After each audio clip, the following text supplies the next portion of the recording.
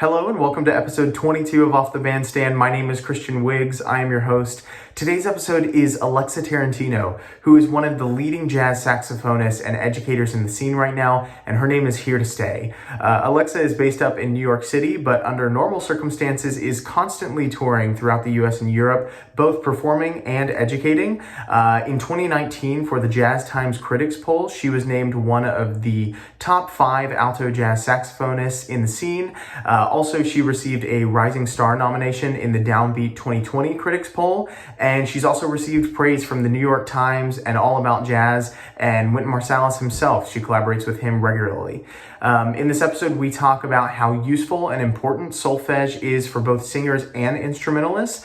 We talk about navigating consistency as a woodwind doubler, but bringing out all the different angles of her musical personality from instrument to instrument, and a jam session from hell that proved that there is a limit, in fact, to which you can accommodate singers at a jam. So in this episode, we also plugged her new release that we plugged in episode 18 a few weeks ago, which is called Clarity, and that released here in 2020. Go check this record out. I won't give away much of what we talk about here in the intro. We can just dive right into the episode, but I will say that it is an excellent record, and it's full of thoughtful arrangements that just fire on all cylinders. So go and support that. And moving on to the official releases of the week, the next one we have is Alexa's first album for the label Positone Records, and that's called Winds of Change, that released last year in 2019. She's putting out albums all the time, and I just saw on Instagram that she was doing a photo shoot for her next album that's coming out in 2021. So she is wasting no time just putting out content after content after content. This album, Winds of Change, is a stunning record. The colors are so gorgeous in each arrangement, and the band is so tight throughout. The tune Without is haunting. Ready or Not has enough energy that you won't need your morning espresso, and the groove on Square One is so strong. That was my favorite off of the record, so go and check that out. And then the second release of the week that we have is Benny Benack III's freshman record, his first record he put out, which is called One of a Kind, and it is upsetting how infuriatingly great he is as a singer, and both a singer and a trumpet player. You can hardly tell which one of those is his primary instrument.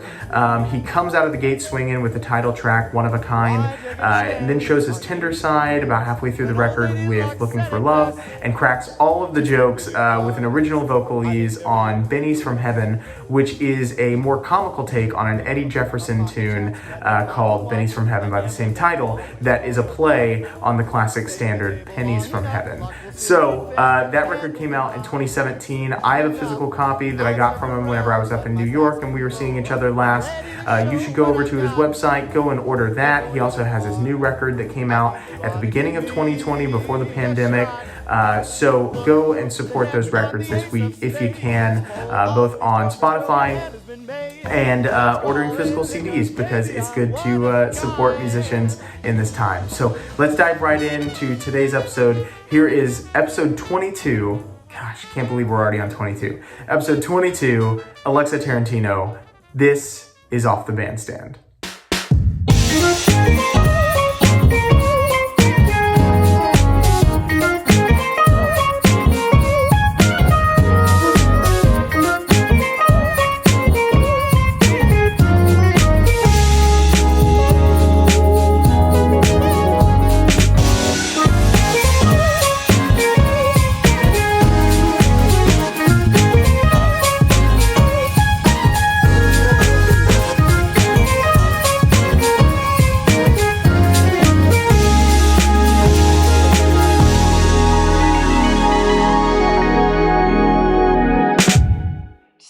Thanks for your patience. I'm like alternating Zooms all day.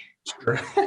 Well, no, that kind of leads into what I was gonna first talk about. And by the way, this is really just, and I'm not sure if Mara had, and I want to make sure I'm pronouncing that right. Is it Mara? Yeah, Mara. Yeah, that's great. Yeah. I kind of told her that this is a super informal chat. It's not like one of those interviews where it's like, oh, so whenever you were this age, what do you feel about this? And then, it's just really anything. The time is yours, whatever you want to talk about. But I do have like some things that I am also curious that I think other people in the scene would be very curious to know.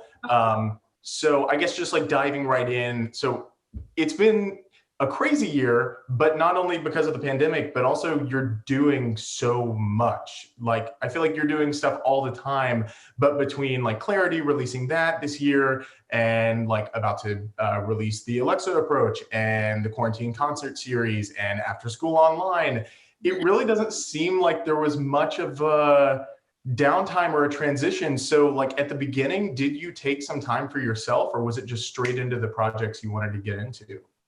So that's a great question. I actually did take some time for myself. I probably took a couple of weeks off of, the intensity of things. And I was sort of like, wow, it's crazy to be home. I had so many things canceled. So it was sort of like, it felt like it was a short-term change. I didn't really realize it was going to be so long-term in the beginning. I mean, I had a sense of it, but I just was sort of like, okay, I guess I'll have a little bit of a rest period. And so I had recently moved into a new apartment. And so it was like a nice time for me to kind of get settled here, and catch up with family and friends virtually, whatever. And so then it was sort of like, okay, this is happening for a long time. And Sure. Stephen Feifke and I, we did start the Sunday night concert series pretty like as soon as I came back. And that was the first thing that happened.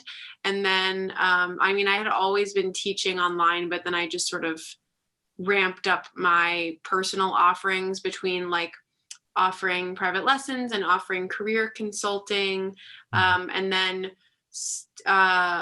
because my summer jazz program, Rockport Jazz Workshop, was canceled, and many others were, Stephen and I decided that we could do an online one from our apartment. And so that's where A Step Ahead Jazz came in, and offering other stuff through there, like after school programs and stuff like that. And then I don't know, I feel like I'm just trying to try everything and see what works. And so I am really lucky. I feel like I've met so many people around the world through gigging and teaching and residencies. And I just sort of want to find a way to bring them all into one place, like whether they're saxophonists or they're just interested in improvisation or they're interested in solfege or whatever it is, and trying to like find a place for everybody to be and like to connect with me. And then in whatever way they want to, whether that's like they just want a PDF of mine, or they want to take lessons, or they want to take some of my videos, but on their own time. So that's what the Alexa approach is. And hopefully I'll have everything done to release like technically 2021, but with a little bit of an early bird thing. Sure. That leads into something that I'm super curious about because, and correct me if I'm wrong, was it Solfege Sundays, like the thing where you would post like the... Yeah, Solfege Saturday, which I'm going to be back this Saturday with one. Sure. Okay. So that's something that's super interesting to me. So as my main thing is I'm a vocalist, but also play trumpet on the side, but I don't advertise it as much because it's like, I would much rather hire people who can,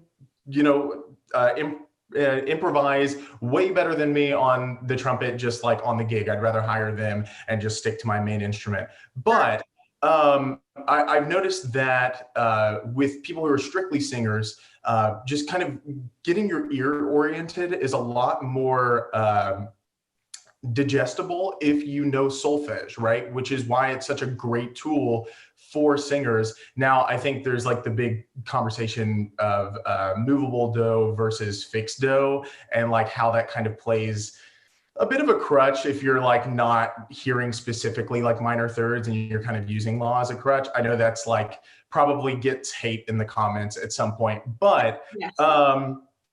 But like one of the things I'm super interested in is that you've put an emphasis on that. But being an instrumentalist, like that's something where it's a little easier, maybe, dare I say easier, for instrumentalists to kind of get that understanding of all those intervals because of the fact that there's like, okay, I can press this down, here's this fingering, here's this whatever, here's this position. And now it makes sense to me, but singers don't really have that. So solfege is a good resource for that. In your opinion, why do you feel as an instrumentalist that solfege is vital? So it's vital because it bridges the gap between our ears and our fingers. And that's funny. Literally, the class that I was just coming from was a solfege class. And I was wrapping up, I was a guest for a friend's program and I was wrapping it up. So we had lots of final questions and goodbyes. And a lot of people were saying that, and these people were bass students actually.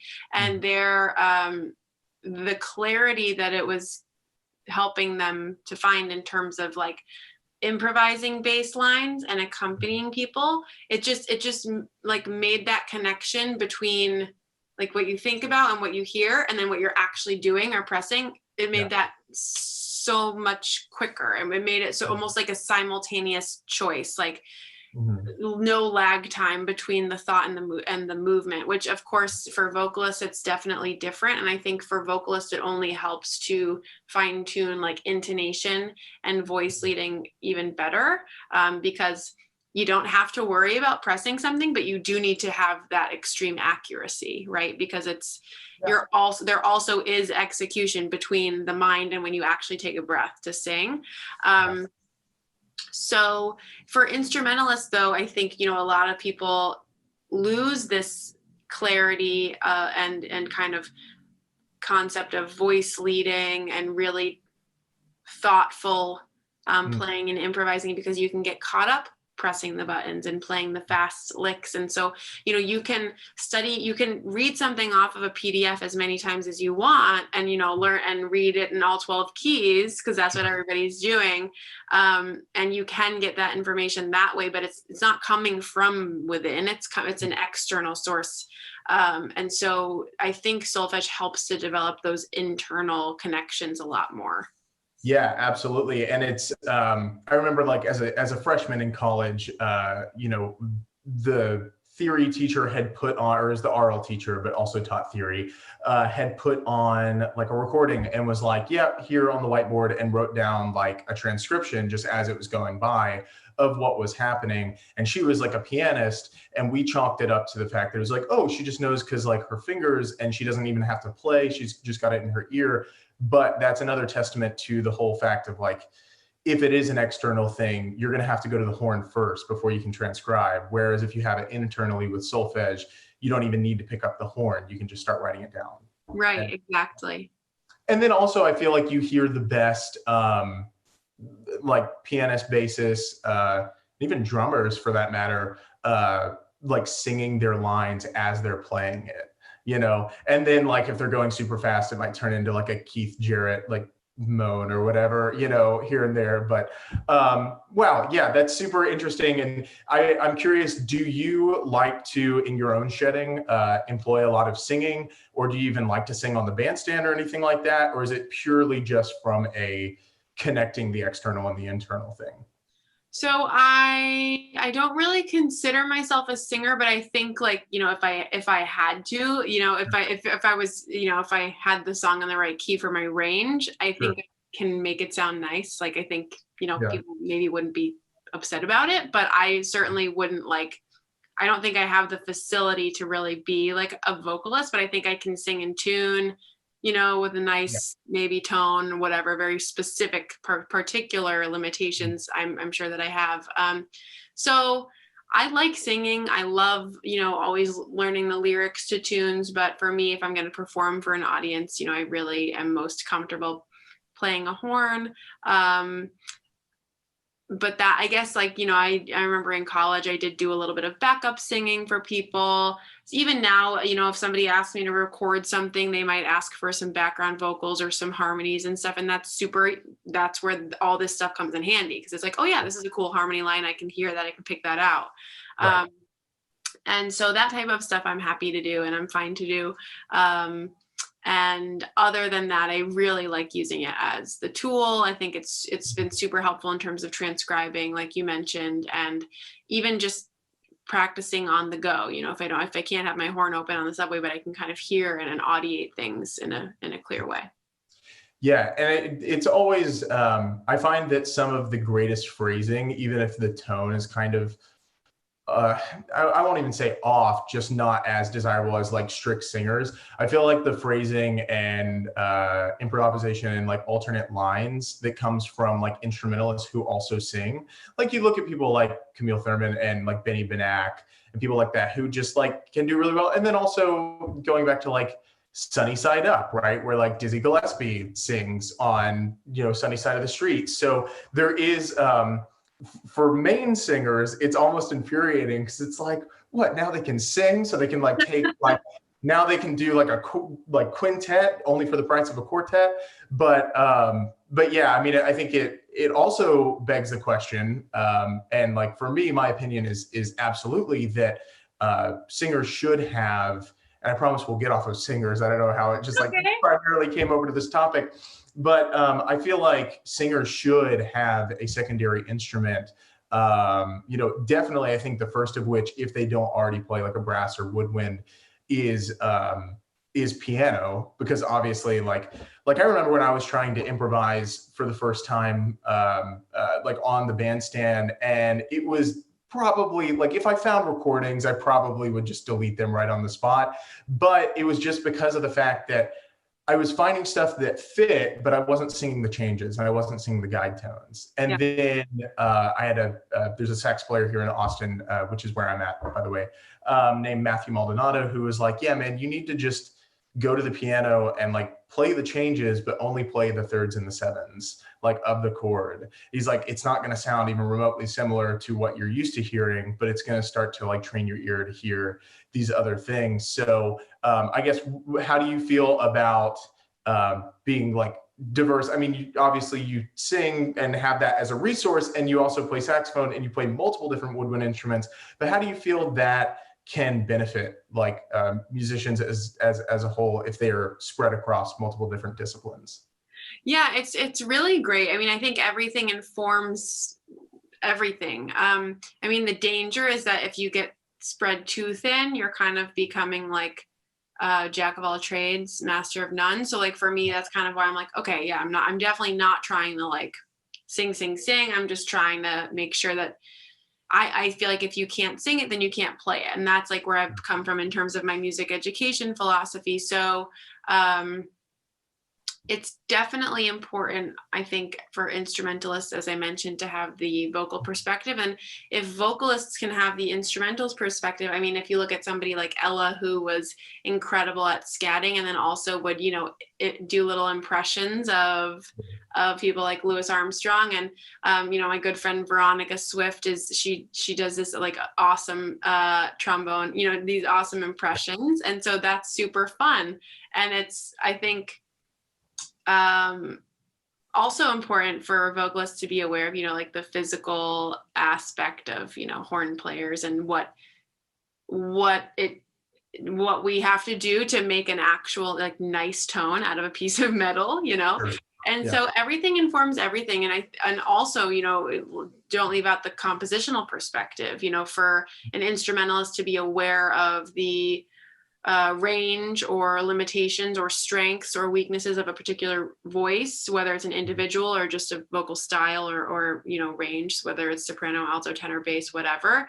That is totally necessary for anybody who's writing for that. And then as a vocalist, if there are vocalists who are either writing for a band or having arrangements done for a band or creating an ensemble for a particular project, just having that education in terms of instrumentation, orchestration, ranges, timbres, all that stuff, it can only benefit, I think, on all sides. Yeah. You're talking about tone, and to move over to like clarity, like I was listening to it yesterday and listening to it again this morning, just kind of on a morning drive. And there's so many things that I want to ask about. I'm going to try to like truncate them down. But specifically with your tone, like I was noticing at the end of My Ship, right, there's like a bit of a cadenza there. And it was very evident there. And as I listened back to the album again, I was like, wow, like Alexa's tone is so clear. You have such a beautiful tone, and it almost resembles that of like the quality of a classical player, but with the style of jazz. Like, I'm not at all saying it's like, oh, it sounds like a classical player. No, like it sounds swinging, and obviously like everything's killing. But like I noticed that there was such a clarity, not to have any kind of pun, but such a clarity to your tone that almost felt like it came from a like classical beginning. So I was curious, is that where it started, and then you just wanted to like continue that over? Because I know some people will start classical and they'll completely change their tone over time. So yeah, I guess just.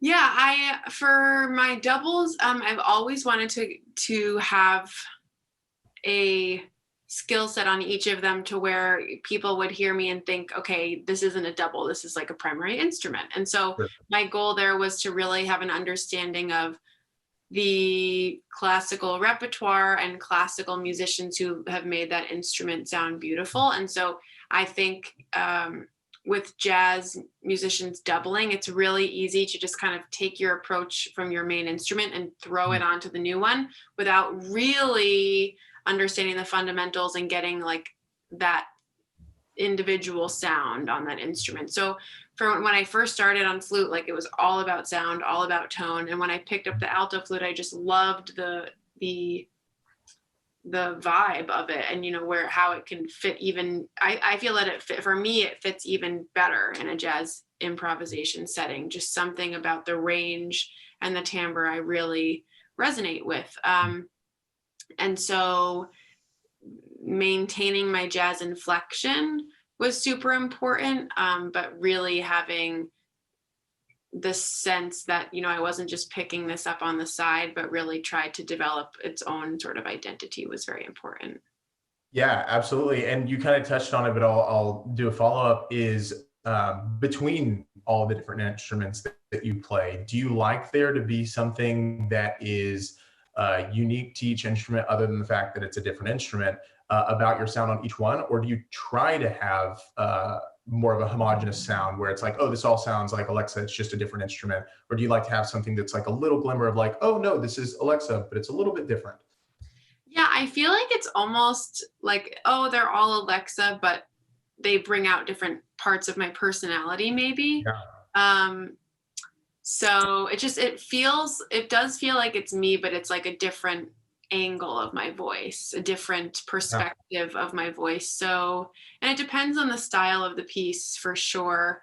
Like through the composition where I'm playing just C flute, I wrote that like with trying to give myself the opportunity to be a bit edgier on the flute, because everything that I practice on flute is like Bach sonatas, like very pretty, very legato, very nice, maybe not necessarily legato, but very sort of traditional. And I've played it, in Latin jazz settings and, soloed over nice jazz waltzes and all that stuff, but I wanted to do something different. So I sort of put myself in that new box, I guess, like this minor, edgy, a little bit attitude-y, very rhythmic piece. So, and then I was able to bring out that vibe with like flutter tonguing and different articulations on flute that I wouldn't necessarily experiment with.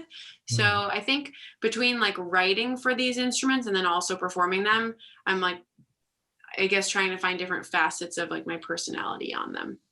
Yeah. When it comes to standards, you had said that you like to learn lyrics as much as possible. So when it comes to standards, there's a myriad of different ways that a standard can be played, obviously. But sometimes like the more, I'm not going to even say adventurous, but I'll just say that some styles and some arrangements don't necessarily fit the text of what was written. Like there's a tune that I was just checking out that's off of an Art Blakey and Jazz Messengers record. Anyways, I'll think of it in a second. But well, let's just see. It was, yeah, I'll think of it in a second. Anyways, but like the lyrics did not, or sorry, go ahead. They do Skylark. I was thinking, I don't know, Skylark came to mind, but I don't know if it's on the same record that you're talking about. No, it's here, it's off of Free for All. It's Pensativa. Okay. And the lyrics for Pensativa were written obviously after the fact, And then I think it was by Sandy Shoemake, who then recorded them with the composer, which is, I don't think it's Gigi Grice. Anyways, but like the lyrics don't necessarily fit certain arrangements of that. So when you are playing these arrangements or playing these tunes in however way you see fit, are you always trying to take into account the lyrics and try to emulate those feelings through the tune? Or do you feel like sometimes you need to separate that for the sake of reimagining the melody line in a certain style? I like to maintain the kind of original atmosphere provided from the lyrics and the melody. So like for my ship, I felt that alto flute was the best choice. I didn't necessarily know. I think I originally thought of playing it on alto, but I loved the Miles Davis Gil Evans version. And so I kind of like transcribed the arrangement, like in terms of the harmonies, and sort of changed it up and adapted it myself. And I just felt like my ship, like ocean, sort of like late at night, like boats. I was just like thinking of fog, and alto flute just felt like the best voice for it. Yeah, and this is nice because it all leads into like all these other things I was going to ask.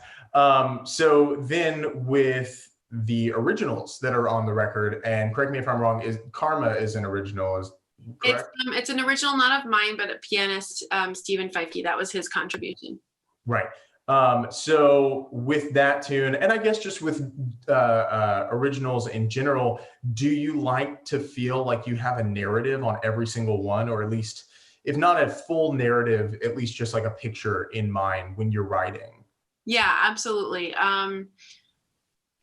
For the ones that I provided, so I wrote A Race Against Yourself, I wrote Thank You for Your Silence, and then I wrote, I don't remember which other one I wrote, but I think there are 4 on there. And I generally have a narrative or like some type of picture, some type of image, or some type of sort of descriptive atmosphere that I'm going for.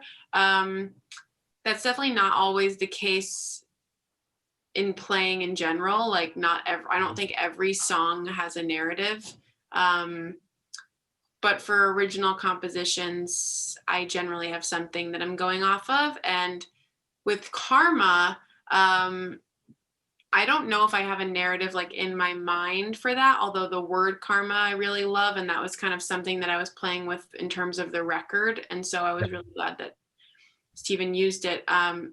His song would just like is like rhythmic. It's like a rhythmic playground kind of. And so if there's no storyline for a piece, there's like something about it that is sort of the leading factor, whether it's rhythm, whether it's this particular color, a particular shape or interval. So it's fun to play with that.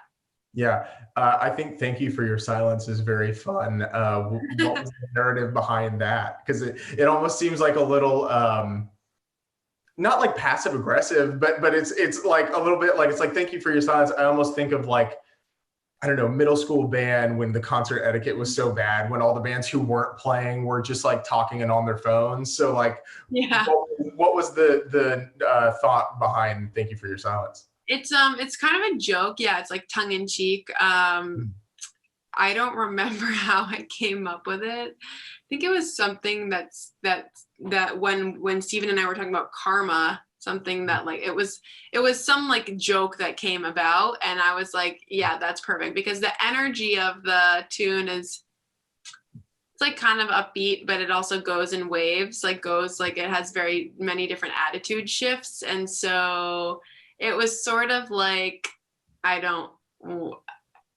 sort of like when someone gives their opinion and you didn't ask for it.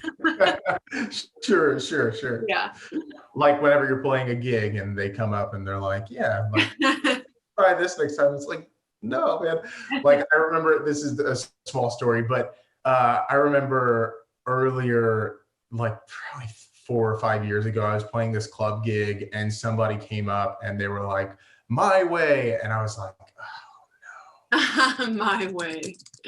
Just, it's like, if it's like on the list of like top tunes, like, don't make me sing this tune, but he like rolled up $100 bill and put it in the tip jar. So Oh, it's that's like, nice. at that point, well, yeah, like at that point, like you kind of have to, like, I mean, you don't have to, but it's like, all right, well, we want to go to get a burger like after this. So cool. Here's Right. some money. And so we played the tune, and the dude comes up, and I wasn't gonna put on the Frank Sinatra cap and do that whole thing.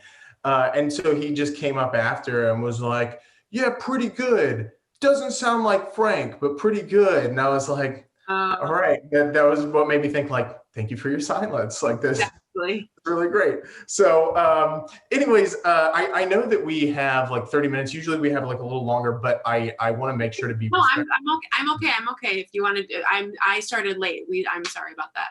Okay, no, you're totally fine. So just kind of like going down. Oh, here's something I wanted to ask.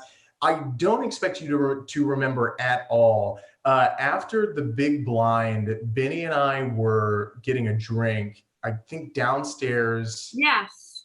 At the bar, and you would like come along, and then I think he was like also on a date like at the same time, and so then we were sitting at the bar and we kind of like talked for about 30 minutes. So, Yeah.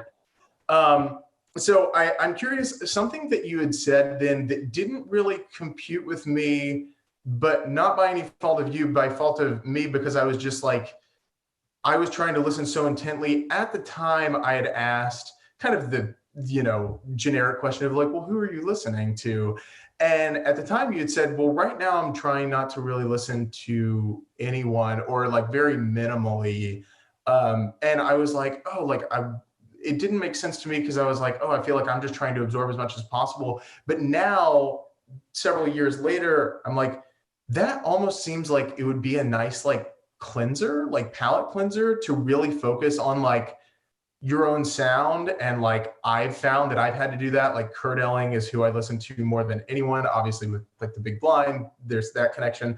But I found that before I did my third record this past year, I was like, I need to take a cleanse of like 2 months of like not listening to any Kurt, because too much of him is getting in my sound, and I need to like, reorient a little bit. So I'm curious if you like could touch on that, and if you feel like that comes in waves, or what the purpose of maybe doing a cleanse is. Yeah, it does go in waves for sure. I think, oops, hold on. Sorry. Okay, I'm going on do not disturb. Listening cleanse, you can just totally cut that out if you. Sure. Yeah. Nice little trim. Yeah. So so I definitely go in waves with the listening. I think when I'm gigging a lot and playing with people a lot, the last thing I want to do when I come home is put on more. Not because I don't like it. I do. It's just my ears get tired, and it's hard for me to be like excited about listening when it's happening all day. And I feel like sometimes I just need a reset to like process everything I just heard. Not coming from me, but I mean, like, I just feel I'm very fortunate to play with such amazing people, and my peers are so incredible that it's like, I kind of want to make the most of those performances, like those, and like let them sit with me and just kind of like bubble in there, So now I have been listening a lot more than I normally would. Even probably not a lot, but a little bit. And actually in quarantine, I've been playing like the records that I first fell in love with, because it's helped me to remember like, okay, we're still doing this, And so I think, and I think I remember I probably said that too, because I was just like, my ears were probably so tired at the end of that day. But I think when you're in like the formative stages, you're in school or you're working on stuff like that, it's so important to understand, all the people on your instrument, all the people on, other instruments and styles and eras of jazz and different perspectives and all of that, all the styles, everything. And now it's more about like, checking out what my friends are putting out and trying to be supportive in that way, checking out, what's being programmed lately, and But I try, that's the thing, is I could be better about that. I don't feel that I don't think I check out enough of what's happening now. If I'm going to put something on, it's likely to be like Nancy Wilson and Cannibal Adderley, or Joe Henderson Big Band, or Maria Schneider, or something like that. So I definitely go in waves. Mm-hmm. I think that's also a really good point, that there's so incredibly much, so much music to check out, that once you do kind of go outside a little bit of what you've been really like shedding or like listening to a lot, it almost becomes very daunting, because you're like, oh, now I need to listen to this, and I need to listen to this. And like, you're right, it can kind of become a little bit more of a task, as opposed to like, oh man, I really want to listen to this. But yeah, and I found that whenever I'm done with a gig, like on the way to the gig, I'll be listening to whatever I want, but and whatever I'm excited about. But on the way home from the gig, I usually record all of my gigs on just like a voice memo. Mm-hmm. And then on the way home, which is probably not the most healthy thing, because you need time for like your ears or your memory to forget what was going on in the moment, what you were thinking. But I'll listen back to the gig, because I'm always like, not because I thought, oh, we sounded so good, but it's this self-evaluation of like, okay, I remember what I was thinking there, and like, did this work? No, this didn't work. Don't do that. This did work. Maybe try to do that again. But I've also been at gigs where, you know, now in the quarantine, we really think about gigs, and we're like, oh, we're never going to take gigs for granted again. But like, we've had like off weeks where then like weeks where we've had off and then come back to a gig and been like, oh, this is really great. And within like 2 or 3 more weeks, there's always going to be a gig that just doesn't really go super well, and it kind of like sucks the joy out of it. And then you need another, you know, either from that source of the next gig, or whatever you do in your free time to kind of like refill the joy quota, so then you can output again. What do you like to do to like refill that joy quota? Like, if it's just not music related at all, like where do you find that? Yeah, I think that a lot of times I have to kind of take a reset. So not really listening for a while, or listening to some of my absolute favorite things, like I mentioned, that first got me really excited. Yeah. But then at the same time, like if I have a really kind of big gig and it goes really well, that is like my joy quota for a while, you know, something that so if I have stuff coming up, I just like am constantly, I try to prepare, you know, over prepare for things, and keep a routine going of like what I do in the morning, whether it's like meditation and exercise as well every day, or, you know, all of those things. I feel like when I'm in the groove like that and I am ready for what comes along, that's kind of like, yes, that's like the joy quota. So if I am prepared and ready for what's happening. And, you know, now in this time, since we don't have that, like don't have so many opportunities to be prepared for, it's sort of like small wins. I don't know. I'm like, I love languages, so I'm studying Italian during quarantine. I've been doing a bunch of like, just trying to organize my educational materials and put that out. And it's like, it's daunting, but then if I have one step that I've taken, I'm trying to like celebrate that. Yeah, just trying to keep an open mindset, I guess. That, you know, I'm sure some people will be listening who have like kept up with all of your stuff, and they're like, well, surely she just likes to, you know, like binge watch shows or do this. And you're like, yeah, I like to study Italian. People just throw those up in the air. It's just like, all right, well, you know, but no, like I totally understand that, where like you could still be working actively on something else, but it's that balance that really helps, you know. I have a hard time just relaxing. I always am like, oh, I just wish I had a day off, right? And then the day off will come and I'll get like 3 or 4 hours in, and then I just get all jittery because I'm like, okay, I need to do something, you know, I'm not used to this. So yeah, totally understand that. And also I feel like the Italian comes in handy too, because I feel like you're always in Europe and like in Italy doing stuff. It's so great. Yeah, that's to come in handy. Well, I, again, want to be very respectful of your time. So the two last questions that we usually ask is if you could recommend like one record that either changed your life or could literally just be something you're listening to this week that you're like, I feel like people would really benefit from checking this out. What would that record be?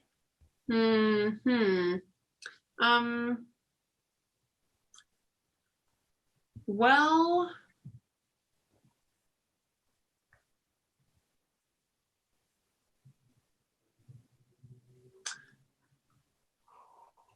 I'm gonna recommend for this I'm gonna recommend the Joe Henderson Big Band record because that makes me smile like whenever I put it on, and so I feel like we need that attitude. For sure. Okay, great. And then we'll put that down in the comments. And then the last question is, and these are always so fun, is that we've all had gigs from hell where things just go like totally sideways. So if you had like an exceptional gig that could be anywhere in the world that was just like, this night will never end, or, oh my God, I cannot believe this is happening right now, what would that be and where was it? That's a really good question. I'm thinking. I know that I've had them. I just can't even think about it. Blocking all of that negative energy. Oh, I remember. Actually, it wasn't a gig from hell.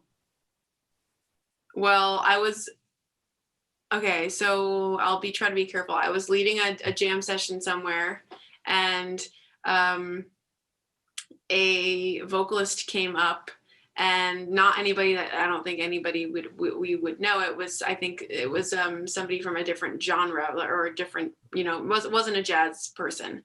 And somebody came up and wanted to do sort of like a spoken word